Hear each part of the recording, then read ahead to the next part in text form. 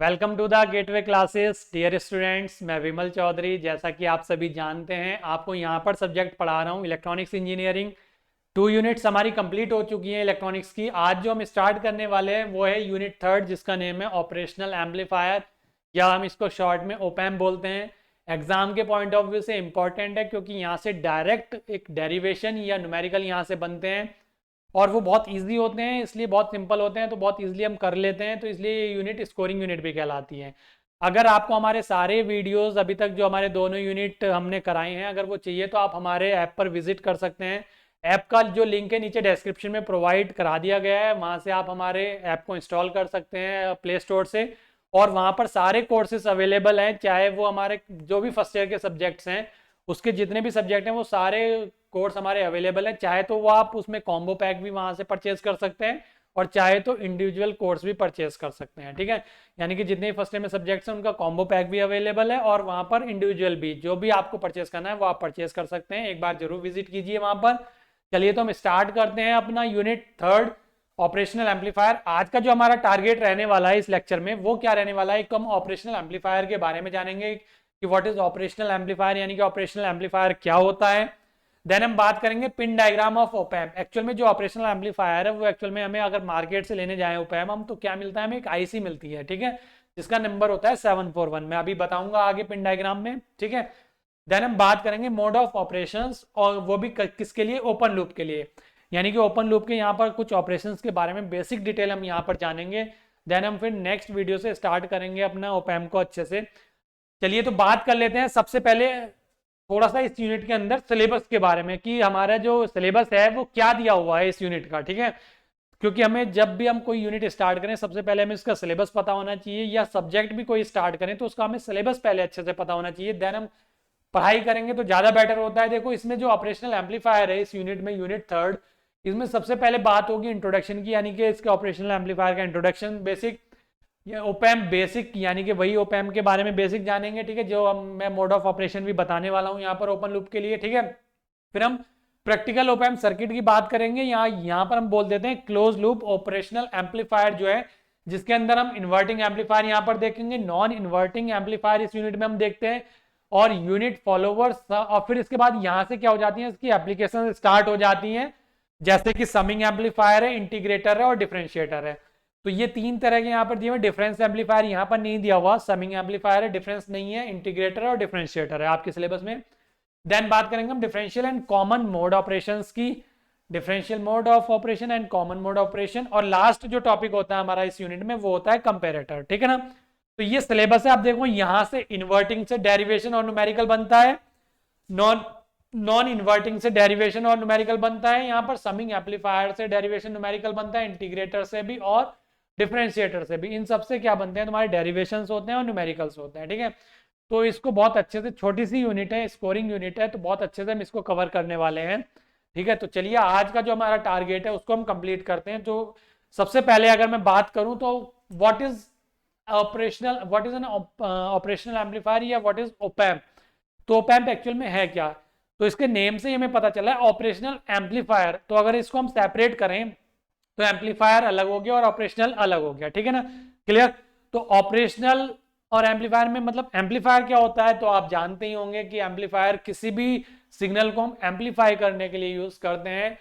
अगर आप music system सुनते होंगे, म्यूजिक सिस्टम अगर आपने देखा होगा, आप ज़्यादातर स्टूडेंट देखते हैं तो वहाँ पर देखते हैं कि एक एम्पलीफायर लगा हुआ होता है या एम्पलीफायर यूज करते हैं, तो जिससे हम अपना बेस वगैरह क्या करते हैं, इंक्रीज करते हैं, यानी कि सिग्नल को एम्पलीफाई करते हैं। एम्पलीफाई मतलब उसकी स्ट्रेंथ बढ़ा देते हैं। ठीक है ना, क्लियर। तो और साथ में यहाँ पर जो नेम जुड़ा हुआ है वो है ऑपरेशनल, यानी कि एम्पलीफाई तो करेगा ये ऑपरेशनल एम्पलीफायर, एम्पलीफाई तो करेगा सिग्नल को, लेकिन क्या करेगा, साथ में ऑपरेशन भी परफॉर्म करेगा। किस तरह के परफॉर्म करेगा ऑपरेशन, मैथमेटिकल ऑपरेशन परफॉर्म करेगा। तो यानी कि एक ऐसा एम्पलीफायर जो मैथमेटिकल ऑपरेशन परफॉर्म करे और सिग्नल को एम्पलीफाई करे, वही हमारा क्या कहलाता है, ऑपरेशनल एम्पलीफायर कहलाता है।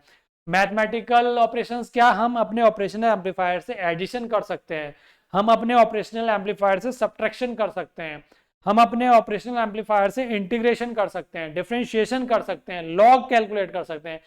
बहुत सारी एप्लीकेशंस हैं, लेकिन आपके सिलेबस में यहाँ पर समर यानी कि एडर साथ में डिफरेंस नहीं दिया हुआ, यानी कि इंटीग्रेटर और डिफरेंशिएटर, ये तीन एप्लीकेशन मेनली यहाँ पर दी हुई है सिलेबस में, तो वही तीन हम यहाँ पर भी डिस्कस करेंगे, ठीक है। और ये क्या कहलाता है, इसको अगर हम डिफाइन करें सिंपली तो एक्चुअल में है क्या कि जो ओपैम्प है वो हमारा directly coupled very high gain amplifier है। वेरी हाई गेन एम्पलीफायर है मतलब वेरी हाई गेन। गेन क्या होता है एक्चुअल में, गेन की अगर मैं बात करूं तो गेन होता है हमारा, अगर गेन को डिफाइन करना है तो गेन को कैसे डिफाइन करेंगे कि the ratio of input and output या input to output is known as gain.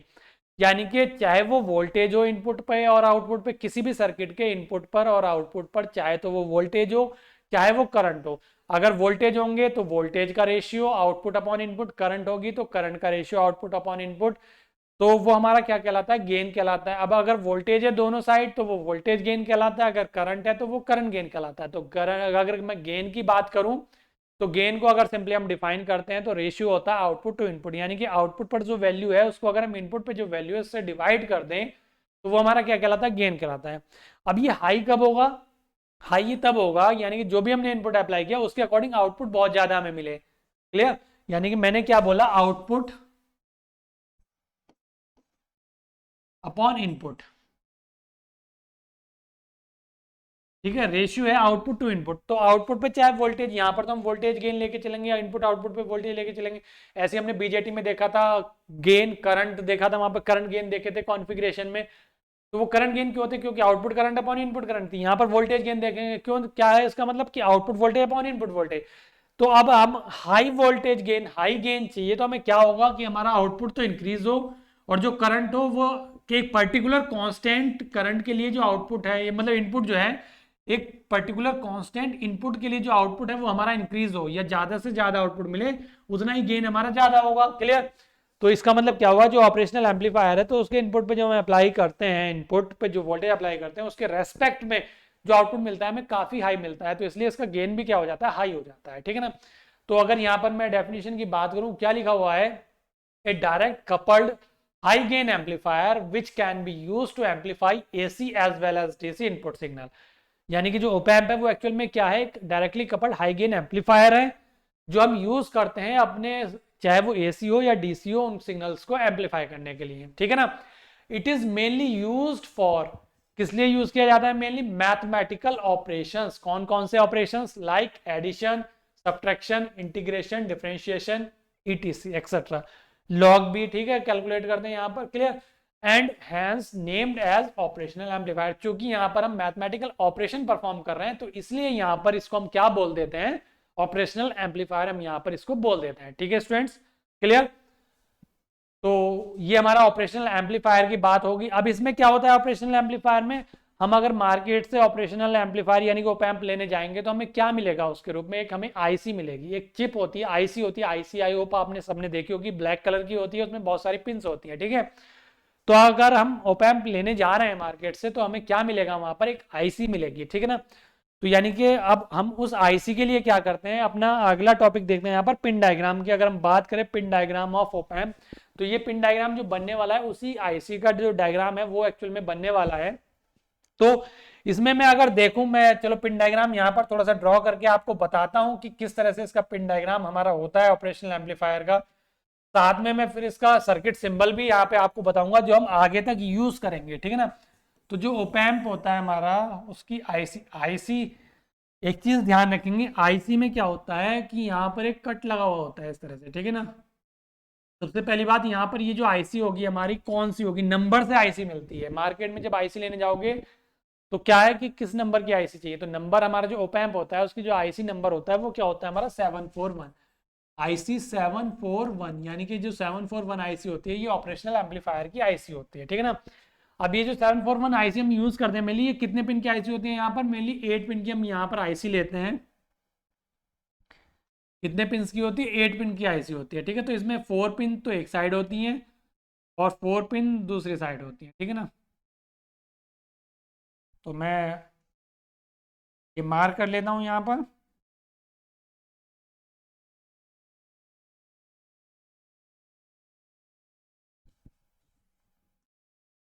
अब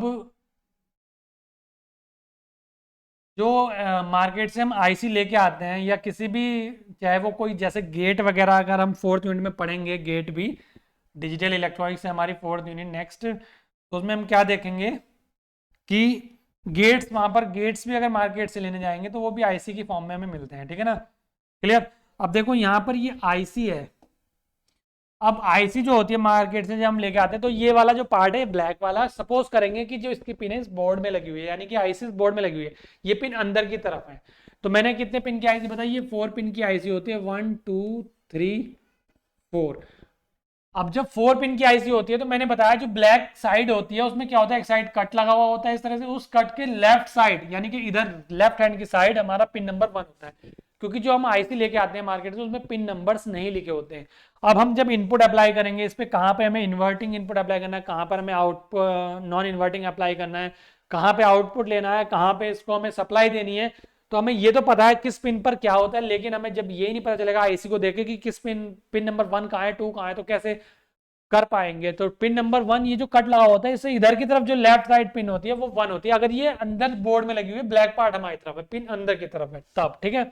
4 हो जाती है, 4 के बाद फिर 5 यहाँ पर, 6 यहाँ पर, 7 यहाँ पर और 8 यहाँ पर, ठीक है ना। इस तरह से हमारा यहाँ पर ये हो जाता है, क्लियर।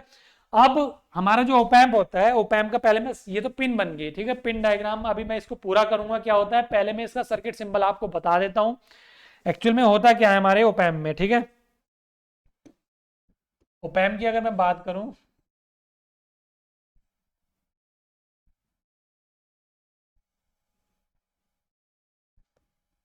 ठीक है, तो इस तरह से हमारा एक ट्राइंगल की शेप में हम इसका सर्किट सिंबल ड्रॉ करते हैं।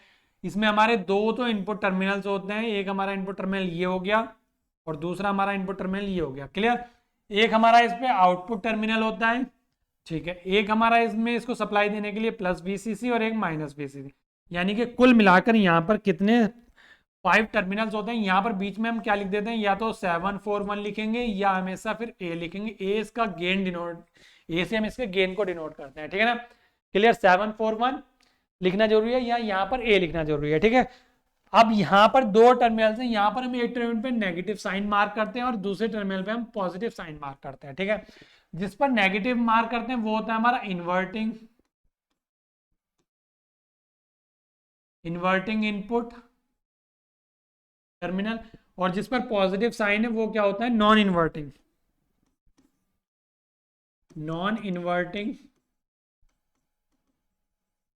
इनपुट। अब ये इन्वर्टिंग और नॉन इन्वर्टिंग क्या होते हैं, ये मैं अभी सारी चीजें आपको समझाने वाला हूँ, बिल्कुल बेसिक से समझा रहा हूँ। ओपैम्प बहुत अच्छे से समझिएगा इसको। हमारा जो ओपैम्प होता है, देखो अभी हमने ओपैम्प के बारे में पहले तो ये डेफिनेशन जान ली, ठीक है ना, कि ओपैम्प एक्चुअल में होता क्या है। ओपैम्प हमारा हाईली गेन मतलब है, मतलब directly coupled high gain amplifier होता है और इसमें हम मैथमेटिकल ऑपरेशन परफॉर्म करते हैं। एक्चुअल में मिलता कैसा है मार्केट में, होता क्या है, वो एक आईसी की फॉर्म में होता है। इसका सर्किट सिंबल कैसे होता है, जो हम आगे यूज करेंगे सर्किट में ड्रॉ करेंगे, वो ये सर्किट सिंबल इस तरह से होता है। सर्किट डायग्राम जो होता है वो बहुत कॉम्प्लिकेटेड होता है, उसको आपको यहाँ पढ़ने की जरूरत नहीं है, ठीक है ना। अब ये जो हमारा सर्किट होता है, सर्किट में हमारे इस तरह से हमारे 5 टर्मिनल्स होते हैं, जैसे हमने डायोड में पढ़ा 2 टर्मिनल्स होते हैं, एनोड एंड कैथोड। हमने ट्रांजिस्टर में पढ़ा बीजेटी में तो 3 हो गए, एमीटर बेस कलेक्टर, वैसे ही यहाँ पर 5 हो गए।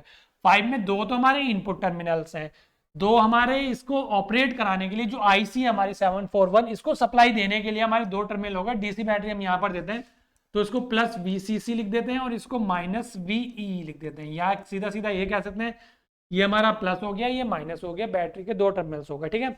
और ये जो लास्ट हमारा होता है ये होता है हमारा आउटपुट टर्मिनल, यहाँ से हम आउटपुट लेते हैं, ठीक है। आउटपुट यहाँ पे एक रेसिस्टेंस लगा देते हैं, लोड रेसिस्टर, और उसके अक्रॉस हम आउटपुट यहाँ पर मेजर कर लेते हैं। तो ये हमारे 5 टर्मिनल्स हो गए। अब इसमें 2 टर्मिनल जो है हमारे, ये इन्वर्टिंग हो गया, ये नॉन इन्वर्टिंग, इनका रोल क्या है, मतलब क्या है, मैं भी आपको सब बताने वाला हूँ।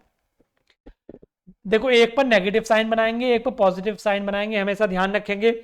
जिस पर नेगेटिव होगा उस पर हमेशा इन्वर्टिंग, और जिस पर पॉजिटिव साइन होगा उस पर हमेशा नॉन इन्वर्टिंग लिखा जाएगा। यानी कि जिस पर नेगेटिव साइन होगा वो हमारा इन्वर्टिंग इनपुट टर्मिनल होगा, और जिस पर पॉजिटिव साइन होगा वो हमारा नॉन इन्वर्टिंग इनपुट टर्मिनल होगा, क्लियर।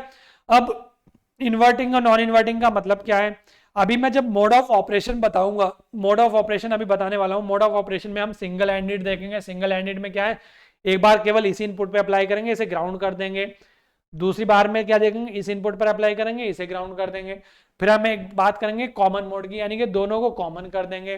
एक हम बात करेंगे डिफरेंशियल मोड की, यानी कि दोनों पर अलग अलग हम इनपुट अप्लाई करेंगे। तो इस तरह के मैं चार तुम्हें अभी मोड ऑफ ऑपरेशन बताने वाला हूँ। एक्चुअल में जो इन्वर्टिंग एम्पलीफायर है वो करता क्या है, ये नेगेटिव साइन क्या है, अगर हमने इनपुट यहाँ पर पॉजिटिव में अप्लाई किया तो ये नेगेटिव साइन इसको इन्वर्ट कर देता है, यानी कि जो हमें आउटपुट मिलेगा वो मिलेगा नेगेटिव में। अगर हमने इस पर नेगेटिव में अप्लाई किया है तो ये उसको इन्वर्ट कर देगा, आउटपुट मिलेगा पॉजिटिव में। तो ये इनपुट टर्मिनल हमारा क्या करता है, इनपुट को इन्वर्ट कर देता है, इसलिए हम इसको इन्वर्टिंग इनपुट टर्मिनल बोलते हैं। और ये क्या है, अगर प्लस में है यानी पॉजिटिव में इनपुट है तो आउटपुट पॉजिटिव में मिलेगा, नेगेटिव है तो नेगेटिव में मिलेगा, तो इसलिए इसने कोई इन्वर्ट नहीं करा, तो इसलिए हम इसको नॉन इन्वर्टिंग इनपुट टर्मिनल बोलते हैं। तो हमारे यहाँ पर ये 5 टर्मिनल्स हैं, तो ये 5 टर्मिनल्स इस बैटरी में जो आईसी है, इस पिन, इसकी जो पिन्स हैं इन पिन से कनेक्ट होते हैं अलग अलग।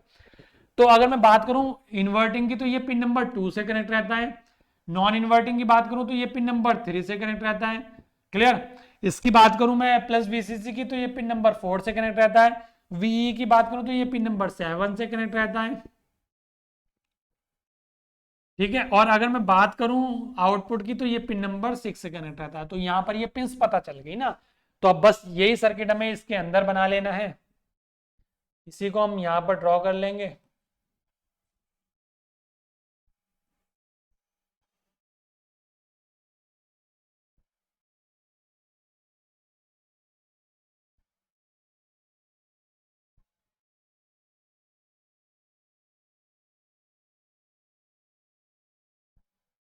ठीक है, ये हमारा ओपैम्प हो गया, इसके अंदर हमने ड्रॉ कर लिया।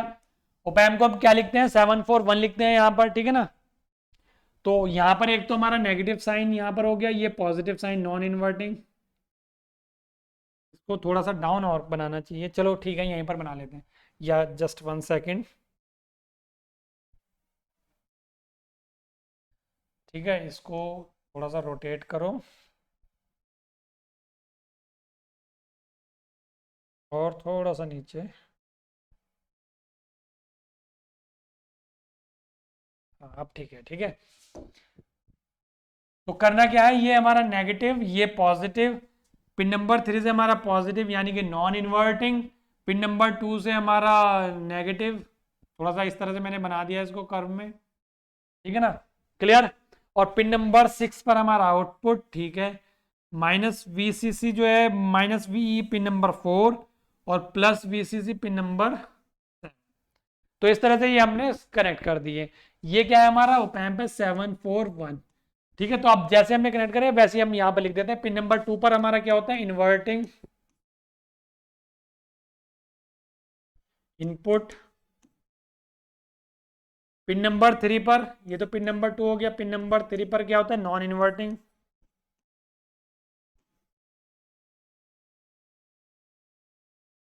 इनपुट।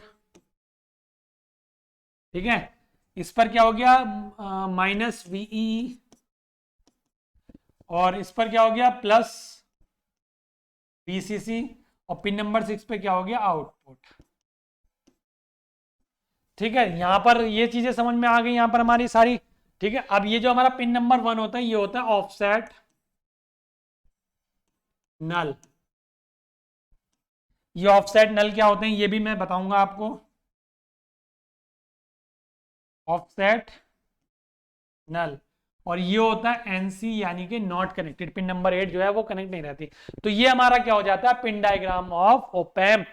इसको मैं थोड़ा सा सेपरेट कर देता हूं, कंफ्यूजन ना हो ताकि।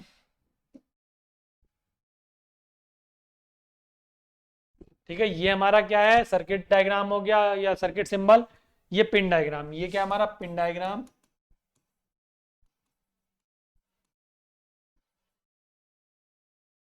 ठीक है, और ये क्या है हमारा सर्किट सिंबल। किसके हैं ये, ओपैम्प के। ये सर्किट सिंबल और ये पिन डायग्राम। तो आपको सारी चीजें क्लियर हो गई होंगी। ये मार्केट में मिलता है। अब हम जब मार्केट से आईसी लेके आएंगे तो हमें जब इन्वर्टिंग इनपुट पर इनपुट अप्लाई करना है तो हम पिन नंबर 2 पर अप्लाई करेंगे। हमें नॉन इन्वर्टिंग इनपुट पर अप्लाई करना है इनपुट तो हम पिन नंबर 3 पे करेंगे। हमें आउटपुट लेना है तो हम पिन नंबर 6 से लेंगे। हम बैटरी जो आईसी को ऑपरेट कराने के लिए यूज करेंगे उसका प्लस पॉजिटिव टर्मिनल 7 से कनेक्ट करेंगे, नेगेटिव टर्मिनल 4 से कनेक्ट करेंगे। अब इसमें क्या होता है, ऑफसेट वोल्टेजेस होती हैं, ऑफसेट करंट होती हैं हमारी। ऑफसेट वोल्टेजेस और ऑफसेट करंट एक्चुअल में क्या होती है, कि इसकी जो इंटरनल सर्किटरी होती है वो मैंने बताया बहुत ज़्यादा कॉम्प्लिकेटेड होता है, यानी कि ये जो ओपैम्प है एक्चुअल में सर्किट सिंबल, तो ये ओपैम्प बहुत सारे ट्रांजिस्टर रेसिस्टर से मिलके बना हुआ होता है, तो बहुत कॉम्प्लिकेटेड सर्किटरी होती है इसकी, ठीक है। उसको आपको यहाँ पर फर्स्ट डे में नहीं पढ़ना होता, तो उसको उसमें इंटरनल सर्किटरी कॉम्प्लेक्स होने की वजह से क्या होता है कि हम इनपुट पर अप्लाई नहीं करते कोई इनपुट, फिर भी हमें एक माइनर सा आउटपुट मिलता रहता है, तो वो हमारा ऑफसेट वोल्टेज कहलाता है। आउटपुट हम कुछ माइनर सा इनपुट वोल्टेज अप्लाई करा रहे हैं लेकिन आउटपुट फिर भी नहीं मिल रहा, तो फिर हमारा वो इनपुट ऑफसेट वोल्टेज कहलाता है, वो आउटपुट ऑफसेट वोल्टेज हो जाता है, वो इनपुट ऑफसेट वोल्टेज। तो इनको नल करने के लिए हम क्या ये पिन नंबर 1 और 5 यूज करते हैं, ऑफसेट नल, ठीक है ना, क्लियर। तो अब ये तो हमारा पिन डायग्राम हो गया। अब मैं इसके मोड ऑफ ऑपरेशंस की बात कर लेता हूं, यानी कि इसके ऑपरेशंस के बारे में मैं आपको बता देता हूं, डिफरेंट डिफरेंट ऑपरेशन, बट बाद में हम इसके एप्लीकेशन जैसे बात करेंगे, ठीक है। तो सबसे पहले अगर मैं मोड ऑफ ऑपरेशन की बात करूं यहां पर, तो सबसे पहला जो मोड ऑफ ऑपरेशन हमारा यहाँ पर आता है, देखो मोड ऑफ ऑपरेशन हम यहाँ पर बात करने वाले हैं ओपन लूप की। बाकी जब हम इसका जो जैसे सिलेबस में यहाँ पर देखो एक बार दिखा देता हूं मैं, यहाँ पर सिलेबस में जो दिया हुआ है ना ये प्रैक्टिकल ओप एम्प सर्किट, तो प्रैक्टिकल ओप एम्प सर्किट में जब इन्वर्टिंग नॉन इन्वर्टिंग पढ़ेंगे हम ये सारी चीजें, तो हम ये क्लोज लूप के लिए पढ़ेंगे। फिलहाल जो मैं बात कर रहा हूँ ओपन लूप के मोड ऑफ ऑपरेशन की बात कर रहा हूँ, तो इसमें हमारा क्या होगा, दो तो सिंगल एंडेड होंगे। सिंगल एंडेड मतलब दो टर्मिनल है इनपुट टर्मिनल, तो एक बार इन्वर्टिंग पे देंगे एक बार नॉन इन्वर्टिंग पे देंगे, तो यानी कि सिंगल एंडेड हो गया। फिर डबल एंडेड की बात करें तो डबल एंडेड में हमारा क्या होगा, दोनों पर अलग अलग, यानी कि इसको हम डिफरेंशियल भी बोल देते हैं, ठीक है, डिफरेंशियल मोड। फिर उसके बाद हम बात कर लेंगे लास्ट में कॉमन मोड की, ठीक है। तो कैसे कैसे करते हैं चलिए मैं वन बाय वन बता देता हूं आपको, ठीक है। अब अगर मैं सिंगल एंडेड की बात करूं, तो सिंगल एंडेड की बात करने के लिए मैं यहीं पर अलग से ड्रॉ करके आपको बताता हूं थोड़ा सा।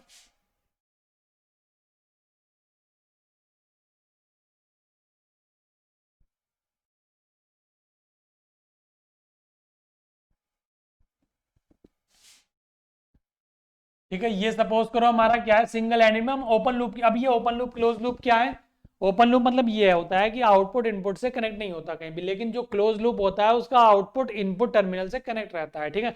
और किससे कनेक्ट करेंगे हम ओप एम्प में, हमेशा नेगेटिव फीडबैक यूज करेंगे, यानी कि नेगेटिव यानी कि इन्वर्टिंग से ही कनेक्ट करेंगे हम आगे जब भी करेंगे फीडबैक, या जो इनपुट आउटपुट कनेक्ट करेंगे वो किससे करेंगे, नेगेटिव साइन वाले से। अब देखो मैंने यहाँ पर जो बनाया है ना, यहाँ पर ये नेगेटिव साइन ऊपर की तरफ बनाया है, पॉजिटिव नीचे, तो जरूरी नहीं है कि इन्वर्टिंग हमेशा ऊपर ही होगा नॉन इन्वर्टिंग नीचे ही होगा, ऐसा जरूरी नहीं है, कभी न्यूमेरिकल आ जाए और ये साइन देखो ना ऊपर इन्वर्टिंग की समझ के नीचे नॉन इन्वर्टिंग की समझ के कर आओ, और उसने साइन ऐसे बना दी, तो हमें साइन के अकॉर्डिंग चलना है। साइन अगर नीचे नेगेटिव है तो वो इन्वर्टिंग हो जाएगा, और ऊपर पॉजिटिव है तो वो नॉन इन्वर्टिंग हो जाएगा, ऊपर नीचे कहीं भी बना सकते हैं, ऐसा कोई जरूरी नहीं है, ठीक है। जैसे यहाँ पर भी देखो नीचे नेगेटिव है ऊपर पॉजिटिव है, ठीक है ना, क्लियर। तो अब मैं इसी के अकॉर्डिंग अगर बनाऊं या इसके अकॉर्डिंग ना बना के अपने अकॉर्डिंग अगर मैं बनाऊं, तो सपोज करो ये मैंने नेगेटिव साइन ले लिया, ये पॉजिटिव साइन ले लिया, और इस पॉजिटिव पर मैंने क्या किया, इनपुट अप्लाई कर दिया इस बार, ठीक है, इनपुट वोल्टेज अप्लाई कर दी, क्लियर। और इसको क्या किया मैंने, इसको डायरेक्ट ग्राउंड से कनेक्ट कर दिया, ठीक है ना, क्लियर होगी बात यहाँ तक। नेगेटिव ये मैं ये वाला बना रहा हूं पहले वाला, अब देखो इसमें कहोगे कि सर इसमें तो इनपुट ऊपर वाले पे अप्लाई किया, लेकिन यहाँ पर ऊपर पॉजिटिव है, पॉजिटिव यानी कि मैंने पॉजिटिव नीचे बनाया तो नीचे वाले पर इनपुट अप्लाई कर दिया, यानी कि नॉन इन्वर्टिंग। कुल मिला के यहाँ पर क्या है, ये नॉन इन्वर्टिंग के लिए, नॉन इन्वर्टिंग,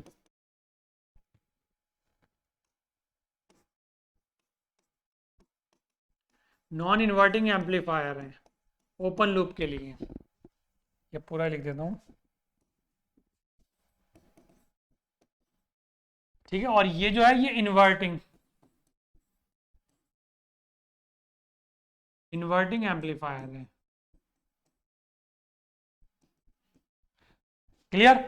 ये नॉन इन्वर्टिंग क्यों, क्योंकि इसके नॉन इन्वर्टिंग पे इनपुट अप्लाई हो रहा है, ये इन्वर्टिंग क्यों, क्योंकि इसके इन्वर्टिंग पे इनपुट अप्लाई हो रहा है। तो ये जो मैं बना रहा हूँ ये भी कौन सा है, नॉन इन्वर्टिंग है, क्यों, क्योंकि नॉन इन्वर्टिंग पे इनपुट अप्लाई किया, तो नॉन इन्वर्टिंग पे इनपुट अप्लाई किया हमने कितना, वी इनपुट हो गया, क्लियर, समझ में आई बात। ये और यहाँ से हम क्या ले रहे हैं, आउटपुट ले रहे हैं, तो ये हमारा वी नॉट हो गया। यहाँ पर हम क्या लिखेंगे, या तो 741 लिखेंगे यहाँ पर, या हम क्या लिखेंगे, ए लिखेंगे फिर यहाँ पर, ठीक है ना, क्या लिखेंगे हम यहाँ पर, ए लिखेंगे। ए एक्चुअल में क्या होता है, गेन होता है, गेन ऑफ ऑप एम्प।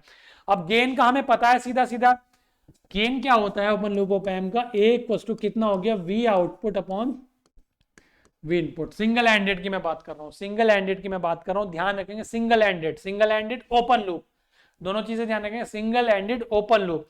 तो यहाँ पर सिंगल एंडेड है, ये ग्राउंड है, 0 है, तो यहाँ पर इनपुट अप्लाई कर रहे हैं, ठीक है। तो यहाँ पर जो input total overall input apply हो रहा है वो वी आई हो रहा है, आउटपुट जो मिल रहा है वो वी नॉट मिल रहा है, तो रेशियो क्या हो जाएगा, output V naught upon V I. तो यहाँ से अगर मैं वोल्टेज की बात करूंगा वी नॉट, तो कितना हो जाएगा ए वी आई। ए क्या है, गेन है ओप एम्प का, और वी आई क्या है, इनपुट है, और आउटपुट हमें इसके अकॉर्डिंग यहाँ पर मिल जाएगा। ठीक है ना, बात समझ में आ गई होगी, कोई डाउट नहीं होगा। ठीक है, तो ये हमारा क्या हो गया, गेन हो गया। देखो यहाँ पर भी यही लिखा हुआ है, वी आउटपुट इक्वल टू कितना हो गया, A into V naught, V I sorry, A into V I. Clear होगी बात यहाँ पर, तो ये भी हमारा क्या हो गया, इसके लिए हो गया। अब मैं बात करूं अगर इन्वर्टिंग की, तो इन्वर्टिंग में क्या है, माइनस का साइन है, माइनस के साइन पर हम इनपुट अप्लाई करेंगे, और इनपुट अप्लाई करेंगे तो गेन तो उसका भी यही होगा, V naught upon V input, क्योंकि एक ही टर्मिनल पे हम इनपुट अप्लाई कर रहे हैं। अब जब गेन यही होगा तो क्या हो जाएगा, गेन तो हमारा ये हो जाएगा, तो आउटपुट भी क्या हो जाएगा, ए इंटू वी आई। क्लियर होगी बात यहाँ तक। डिफरेंस कहाँ आएगा, डिफरेंस यहाँ आएगा कि ये जो हमारा सिंगल एंडेड है, इसमें जो नॉन इन्वर्टिंग एम्पलीफायर है, ये जो नॉन इन्वर्टिंग एम्पलीफायर है, ये जो आउटपुट देता है सेम फेस में देता है। कहाँ देता है आउटपुट, सेम फेस में। इसकी मैं बात करूं तो ये कहाँ होता है, सेम फेस। सेम फेस का मतलब क्या है कि अगर हमने यहाँ पर इस तरह से इनपुट अप्लाई किया तो इसी तरह से इनपुट अप्लाई हमें मिलेगा आउटपुट भी, लेकिन ये इनपुट हमारा एम्पलीट्यूड इतना था, ये क्या हो जाएगा, हाई, यानी कि एम्पलीफाई हो गया, लेकिन फेस सेम है। लेकिन यहाँ पर क्या हो जाता है, फेस चेंज हो जाता है, 180 डिग्री का फेस शिफ्ट आ जाता है यहाँ पर। तो यहाँ पर क्या आता है, 180 डिग्री का फेस शिफ्ट आ जाता है। फेस शिफ्ट 180 डिग्री का फेस शिफ्ट मतलब 180 डिग्री का मतलब यहाँ पर पॉजिटिव था तो आउटपुट यहाँ पर नेगेटिव, यहाँ पर नेगेटिव था तो यहाँ पर पॉजिटिव, लेकिन एम्पलीफाई होगा। क्लियर, तो ये सिंगल एंडेड का हमारे सर्किट्स होगा। यहाँ पर क्या होगा, यहाँ पर ये मैंने बता दिया, इसका आउटपुट वोल्टेज क्या होगा, दोनों के लिए सेम होगा। यहाँ पर आउटपुट वोल्टेज जैसे मैंने यहाँ पर बताया है अभी आपको। ठीक है, तो सिंगल एंडेड के लिए तो ये है। क्लियर, अब ये इन्वर्टिंग नॉन इन्वर्टिंग की डेफिनेशन वगैरह मैं सब दिखाऊंगा आपको जब मैं क्लोज लूप के लिए बताऊंगा। ठीक है ना, अब मैं बात कर लेता हूं किसकी, डबल एंडेड की। तो डबल एंडेड में क्या होगा कि हम दोनों इनपुट पर क्या करेंगे, टर्मिनल पर इनपुट अप्लाई करेंगे। इनपुट अप्लाई करने के बाद मैं चलो बना के समझाता हूं, इसको भी ड्रॉ करके समझाऊंगा तो ज्यादा अच्छे से बेटर आपको समझ में आने वाला है।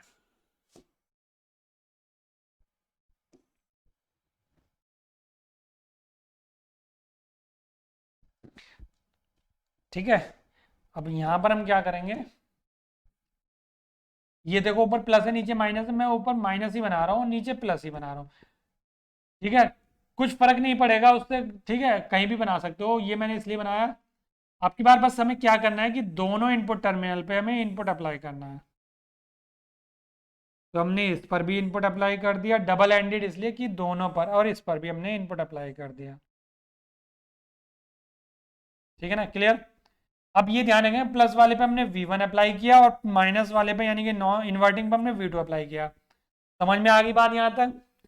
अब ये जो ऑप एम्प है इसका ये जो आउटपुट होगा ये क्या हो गया, V नॉट हो गया, और जो गेन होगा वो कितना होगा, A लिख दिया यहाँ पर, ये लिखा हुआ है। ठीक है, या 741 लिख सकते हैं। क्लियर होगी बात यहाँ तक। अब क्या होगा, अब ये ओपन लूप है। अब देखो यहाँ पर जब हम अप्लाई करेंगे, यहाँ पर जो गेन होता है वो क्या पढ़ा है हमने, आउटपुट यानी कि V not upon input. Input पर क्या अप्लाई होगा, यहाँ V1 अप्लाई हो रहा है, यहाँ पर V2 अप्लाई हो रहा है, तो इन दोनों का जो डिफरेंशियल वोल्टेज होगा वो यहाँ पर अप्लाई होगा। तो जो दोनों का डिफरेंशियल वोल्टेज होगा वो कहलाता है VID। इसको हम बोलते हैं डिफरेंशियल वोल्टेज। दोनों टर्मिनल पर जो इनपुट वोल्टेज अप्लाई हो रही है उनका डिफरेंशियल वोल्टेज VID कहलाता है। तो अब इसका जो गेन होगा वो क्या होगा, V not upon VID, V not upon VID। इसी को लेके चलते हैं हम डबल एंडेड को। क्लोज लूप एम्पलीफायर जब हम पढ़ेंगे आगे इनके डेरिवेशन करेंगे तो डबल एंडेड को ही हम लेके चलते हैं। तो ये गेन क्या हो गया हमारा, ए मतलब V नॉट अपॉन VID। अब ये जो V नॉट यहाँ से मेजर करेंगे तो V नॉट तो हो जाएगा हमारा A और VID, ए के साथ मतलब गेन के साथ में VID मल्टीप्लाई हो गया। ठीक है, तो एक चीज तो हमारी ये बन गई यहाँ पर। अब ये जो VID हमने लिया है, ये VID एक्चुअल में होता कितना है, तो मैंने बताया इनका डिफरेंशियल वोल्टेज होता है। डिफरेंशियल वोल्टेज क्या होगा, वेयर यहाँ पर लिख देंगे, वेयर जो VID होगा ना, VID डिफरेंशियल वोल्टेज, वो डिफरेंस होता है V1 माइनस V2 का। ठीक है, तो इस चीज को ध्यान रखें, V1 माइनस V2 मतलब जो इन्वर्टिंग नॉन इन्वर्टिंग पर वोल्टेज है माइनस जो इन्वर्टिंग पे है, नॉन इन्वर्टिंग वाली V1 माइनस नॉन इन्वर्टिंग वाली वोल्टेज। ठीक है, तो ये कहलाती है हमारी VID। तो कितना हो गया फिर ये यहाँ से, अगर मैं यहाँ से लिखूं तो वी नॉट इक्वल टू कितना हो गया ए, और ये वी आई डी कितना हो गया V1 माइनस V2। ठीक है, तो ये आपको समझ में यहाँ पर आ गया। तो यही यहाँ पर लिखा हुआ है, ठीक है ना, यही यहाँ पर इस तरह से लिखा हुआ है।